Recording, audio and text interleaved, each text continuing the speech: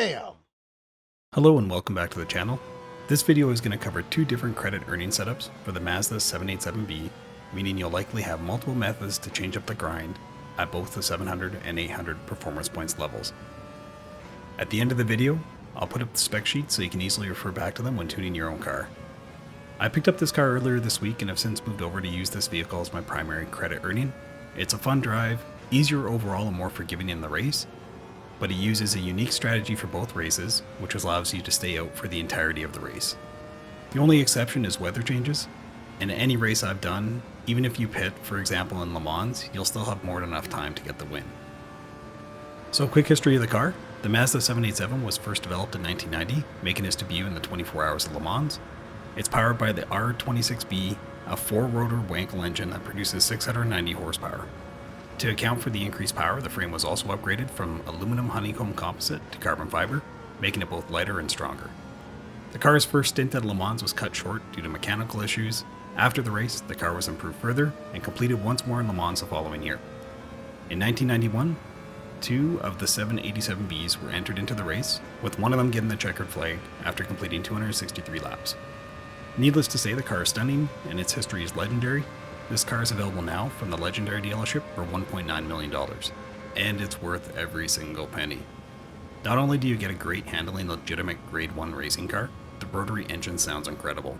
For this build I chose not to put on the turbocharger, just because I preferred the engine sound as it is. So if you're watching the video this week, grind out 3 races to buy this car. If you're not able to pick it up, add it to your wish list, or watch for it in the future. I promise you'll be happy you did. So let's get into the tunes. For both these setups, there are no permanent engine upgrades. The only purchase made are 3 sets of tires and the racing transmission. Those tires are racing hard, intermediates, and wets, and it does come with mediums out of the gate, but I'd recommend you flip those over for the races. The tire choice is somewhat subjective. I'd recommend you get all 3. The racing hards allow you not to pit once on both races. Again, that is weather dependent, and I like having the flexibility of either intermediates or wets depending on the track conditions. Everything else is stock and requires no further investment.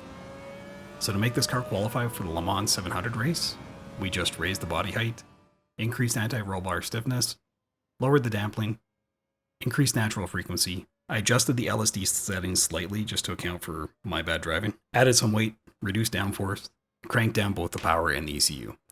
I adjusted the transmission slightly and those results are up on screen now. To make the car qualify for the 800 power points race is similar changes, by adjusting the suspension, power output, removing a bit of weight versus the 700 spec, and adjusting the transmission for longer gearing. Overall, both the spec sheets have similar characteristics. I encourage anyone to further play with the gearing and suspension. I found these settings work great for me in either race, but as tuning is relatively personal, you may have better results further tailoring the tune to your own personal needs. The livery on this car is stunning, and full credit goes to the creator on screen. It perfectly captures the car. This car is clearly a fan favorite, as notably, at the time of this video, there are about 4 pages of liveries for the Mazda 787B. And honestly, there are so many great options for racing. So in terms of the race strategies, in general, you don't have to pit with the exception of tire changes to account for dynamic weather. For Le Mans, set the fuel consumption to 4 and leave it there until the final 1 or 2 laps. You can then lean in faster. In most races, you can stay out on racing hards unless you get some heavy rain and the traction meter is over about 1/3 to half full and you start seeing dark blue on the weather radar. For the Sardegna track, just set it to fuel consumption 6 and stay out for the entire race. I had to feather the throttle on 1 to 2 laps to ensure I maintained enough fuel for the complete race. It's really a non-issue as you're gaining significant time by not stopping. For both races, this car will somewhat hold its position on long straights, but you'll make up significant time in the corners. The bulk of your time on these races is made by not pitting, therefore finishing both races roughly 40-60 seconds ahead of the nearest competitor. I hope you enjoyed these 2 tuning options and they serve you well in your GT7 garage. If you enjoyed these tunes, please like and comment below. It greatly helps with my channel growth here on YouTube and helps guide me on what type of content you enjoy and want more of. If you're looking to connect with others around gaming in general, feel free to join our 22 Gaming Discord. We're a growing community of like-minded mature gamers covering multiple titles.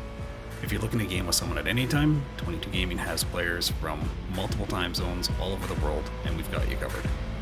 As always, thank you for your time, and I'll see you in the next one.